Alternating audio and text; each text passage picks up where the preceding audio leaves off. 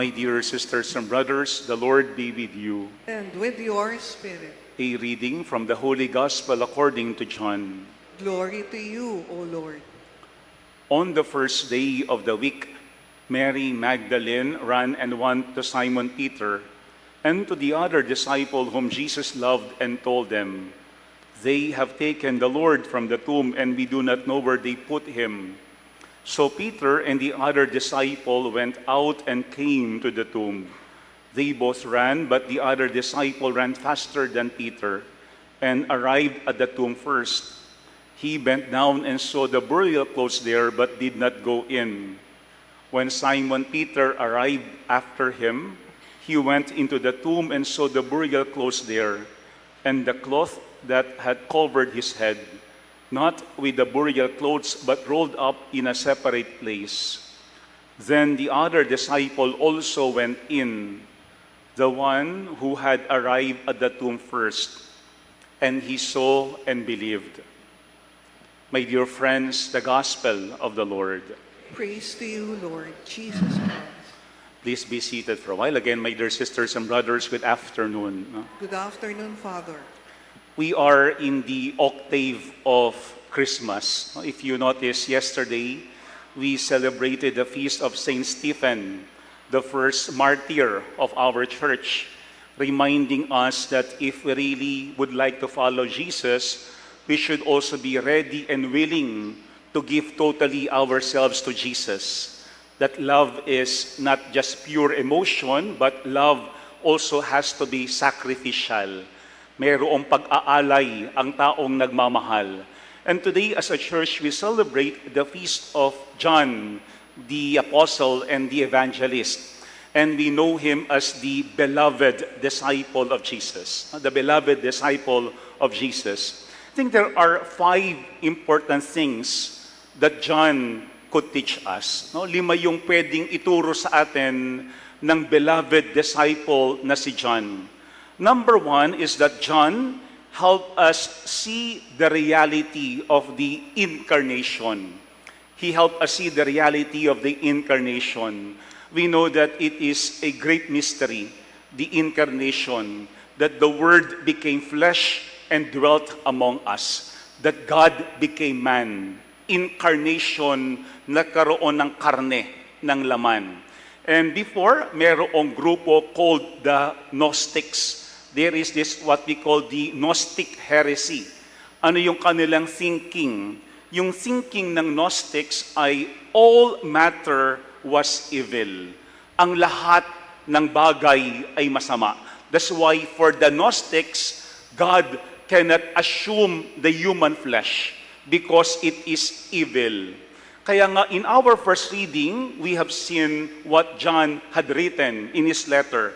Ang sabi doon ni John, what was from the beginning, what we have heard, what we have seen with our eyes, what we have looked upon and touched with our hands, concerns the Word of God, for the life was made visible.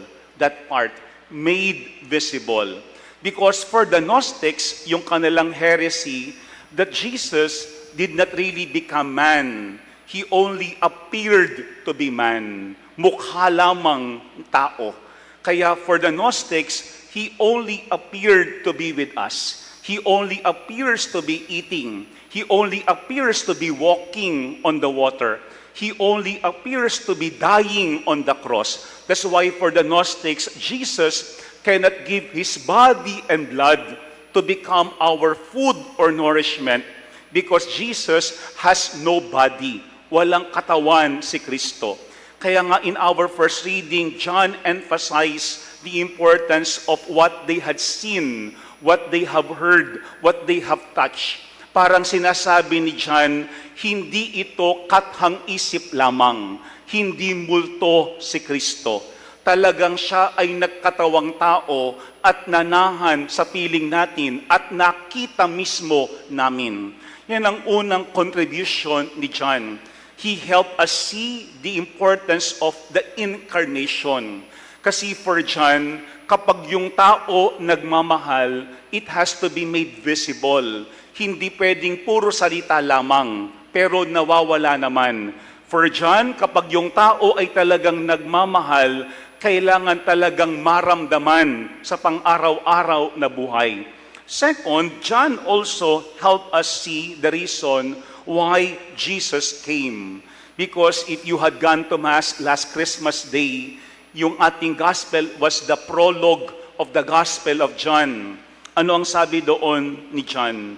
That I came so that they may have life and have it abundantly.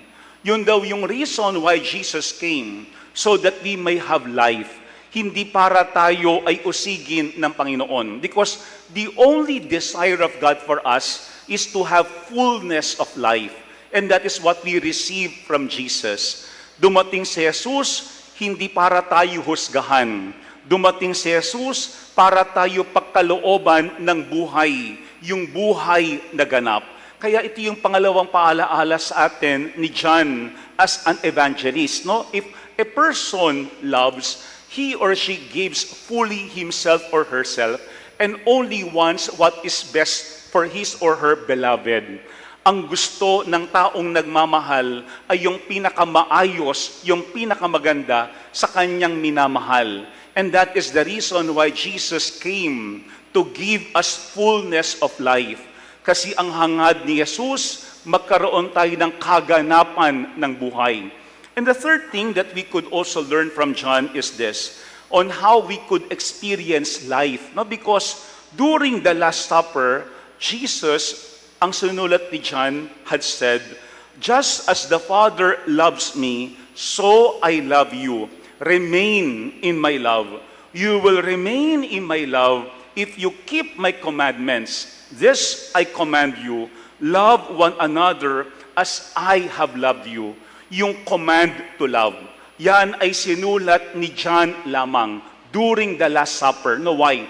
Because for John, if we want to have life in Jesus, we should also imitate the way Jesus loves. Not only to allow Jesus to love us, but also to imitate how Jesus loves. Kaya nga, ang pinagdiinan dyan ni John is that we will be known as followers of Jesus by the way we love one another. Doon tayo makikilala, hindi lamang sa ating pag-ibig kay Jesus, hindi lamang yung pagtanggap natin ng pag-ibig kay Jesus, kung hindi yung pag-ibig ba na yun dumadaloy sa atin, patungo sa ating kapwa. Kaya for John, if we love someone, we imitate also that person. Tinutularan natin yung taong ating minamahal. Same thing with Jesus. No? Kapag mahal natin si Jesus, dapat ating hindi lamang tinatanggap yung kanyang pag-ibig.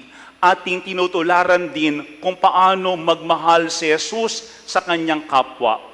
But fourth, what we could also learn from John is this, that if we want to be called real disciples of Jesus, we should always be present, especially when there is suffering and pain. Kaya nga if you notice, John, together with Mary, stood at the foot of the cross, while the other disciples abandoned Jesus. And Jesus noticed that also, the faithfulness of John. That's why Jesus had entrusted his mother to John, the beloved disciple. Kasi alam ni Jesus na si Juan, hindi siya iniwan, hindi siya pinabayaan. At yun din ang gagawin ni John sa kanyang nanay na si Maria. Yan ang pang-apat na pinapaalaala sa atin ni John. If we have love, dapat we are ready and willing to remain. Hindi dapat tayo nawawala kapag panahon ng hirap ng pagdurusa. Kasi ang talagang nagmamahal napapatunayan kapag ang buhay ay nandoon na yung mga pagsubok at paghihirap. Many of us can call ourselves disciples of Jesus, but we also have to ask ourselves, kapag meron na bang problema, are we also willing to stand at the foot of the cross? Or like the other disciples, we will also abandon Him sa panahon ng kahirapan. Pero yung panghuli, yung fifth thing that we could learn from John is this, that John tells us, if we love someone, we believe that person. And that is what we had seen in our gospel. No? Because there were two disciples who went to the tomb when they were approached by Mary Magdalene. in our gospel, we were told that Jesus or Simon Peter and the other disciple whom Jesus loved. No, yung dalawang alagad na yun. Simon Peter, the leader of the disciples, and the other disciple whom Jesus loved. They both went inside the tomb and they both saw the empty tomb. But it was only John, the beloved disciple, ang sabi ng ating gospel, who saw and believed. No, that part. He saw the empty tomb and yet he believed. Pero yung belief po ni John was not only at that particular moment.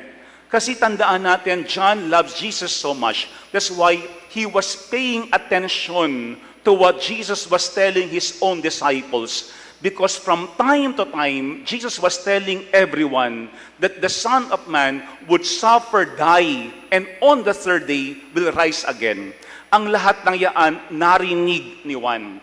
Ang lahat ng yaan naalaala ni Juan. That's why when John saw the empty tomb, he also believed that Jesus rose from the dead. Ito yung panglimang hamon sa atin. If we love someone, we believe what that person says. Yan din ang pinakita sa atin ni John, the beloved. Kanyang pinaniwalaan si Jesus dahil kanyang minamahal at kakilala si Jesus. I think when we look at today's celebration, we also ask the Lord to give us the grace to imitate John, the beloved. Yun ang kanyang Elias, the beloved. Yung ibang alagad, meron ding Elias dyan, yung doubting Thomas. Pero when we look at our gospel, we are also invited to imitate John, the beloved. Not only to love Jesus, but also to grow in our love for Jesus so that we could become the love of Jesus to others. Merong 5 bagay na ating pwedeng matutunan mula kay Juan tungkol sa pag-ibig. Sana tayo din, tulad ni Juan, lumalago sa pag-ibig at nagiging pag-ibig ni Jesus sa ating kapwa. Amen.